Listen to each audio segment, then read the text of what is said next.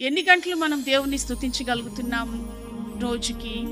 ఎన్ని మార్లు దేవుని స్తుతించగలుగుతున్నాం? మనకేమో టైమే సరిపోవట్లేదే. బాగా బిజీగా ఉంటూ ఉంటామే. స్తుతించే అనే మంచి కార్యాన్ని దావీదు గారు హత్తుకున్నారు.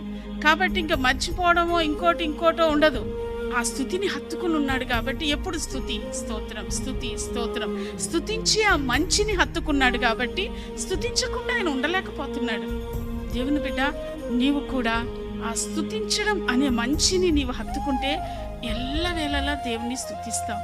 ఎల్లవేళలా దేవుని స్తుతిస్తూ ఉంటే కోపం రాదు మనకి, అసూయ పడము, ఎవరి గురించి చెడు మాట్లాడలేము. దేవుని స్తుతిస్తూ ఉండాలి, దేవుని గూర్చి పాడుతూ ఉండాలి. అది మంచిది. మనం సింగర్లు కాకపోయినా, మనకు పాట రాకపోయినా, ఆ స్కేల్ కాకపోతే మరో స్కేల్ పాడినా, కానీ ఆయన్ని పాడడం మంచిది, అది ముఖ్యం.